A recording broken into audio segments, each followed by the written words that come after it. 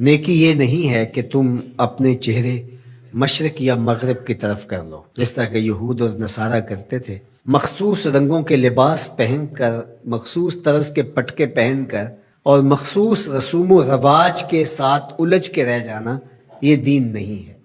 لیس البر، یہ نیکی نہیں ہے، ان تولو، کہ تم پھیر لو، وجوہکم، اپنے چہروں کو، قبل المشرق والمغرب، مشرق اور مغرب کی طرف، ولیکن البر من آمن باللہ، نیکی کیا ہے کہ کوئی اللہ پر ایمان لائے، اس کا دل اپنے رب کو مانے۔ تو نیکی کی حقیقت یہ ہے کہ آپ اپنے رب کے ہو جائیں۔ جب رب کے ہو جائیں گے تو پھر اس کے دیے ہوئے نظام کو آپ من و عن تسلیم کریں گے۔ اٹھنے بیٹھنے سے لے کر انداز معاشرت تک، امور سیاست سے لے کر طرز حیات تک، کاروبار سے لے کر نجی زندگی تک، آپ کی زندگی کا ایک گوشہ اپنے رب کے دیے ہوئے نظام کی مطابقت میں ہوگا۔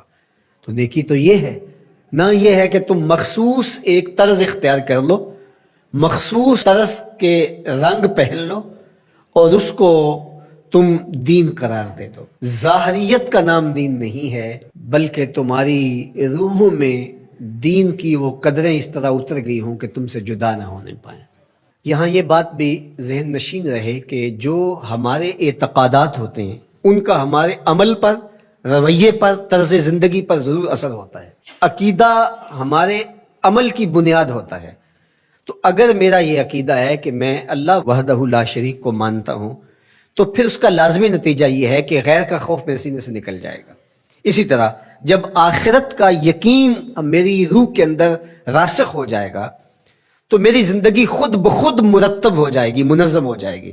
کیونکہ آخرت کا تصور کیا ہے کہ میں اللہ کے حضور جواب دہ ہوں اور ایک ایک عمل اس کے حضور پیش ہونا ہے اور وہاں اعمال کی جواب دہی ہے۔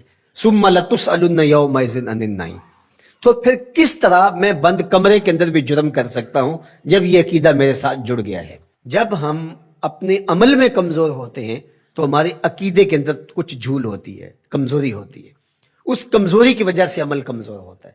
تو عمل کی پختگی اور رسوخ عقیدے کی پختگی کا نتیجہ ہوتا ہے۔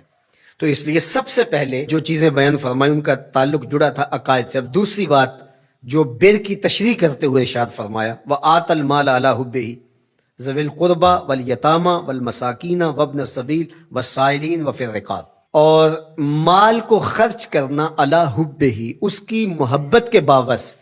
مال کی اگر محبت یا ضرورت نہیں ہے تو پھر اس کو خرچ کر دینا، صرف کر دینا، یہ کمال نہیں ہوتا۔ کمال اس وقت ہے جب اس کی شدید احتیاج آپ کو بھی موجود ہو۔ اس لیے صحت مند آدمی جو جوان بھی ہو اور اس کو ضرورت بھی ہو، اس کا صدقہ کرنا، اس کے صدقے کرنے سے بہتر ہے جو مخمسے کے عالم کے اندر جب موت و حیات کی کشمکش ہو تو وہ صدقہ کر دے، اپنا مال خیرات کر دے۔ عمومی طور پہ ایک مخفی دولت کی محبت جو ہمارے سینوں میں ایک حد تک موجود ہوتی ہے، وہ یہ ہے کہ جب اللہ ہمیں مال دیتا ہے تو بعض اوقات کچھ لوگ کہتے ہیں کہ ابھی میں اس مال کو بڑھاتا چلا جاؤں گا اور اپنی ساری ضروریات بھی پورا کرتا چلا جاؤں گا اور بہت حجم ہو جائے گا تو پھر اس سے کوئی بڑا کام کروں گا۔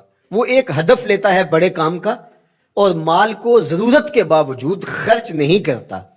تو یہ ایک مخفی محبت ہے مال کی جو سینوں کے اندر چھپی ہوئی ہے۔ تو ہمارے دین نے ہمیں جو ترغیب دی ہے کہ جوں ضرورت پیش آئے تو جہاں جہاں ضرورت پیش آئے تمہیں اپنے مال سے خرچ کرنا ہوگا۔ حضور نبی رحمت صلی اللہ علیہ وآلہ وسلم نے ارشاد فرمایا کہ جو زکوٰۃ ہے، جو صدقہ واجبہ کے طور پہ ہم ادا کرتے ہیں، اس کے علاوہ بھی تمہارے اوپر مال خرچ کرنا ضروری اور لازم ہے۔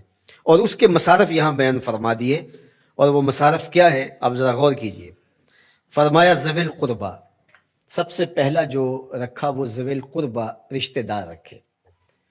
باقی لوگوں پر خرچ کرنے سے پورا ثواب ملتا ہے اور رشتہ داروں پر خرچ کرنے سے دوہرا ثواب ملتا ہے۔ والیتامہ، اور یتیموں کو، والمساکین، اور مسکین۔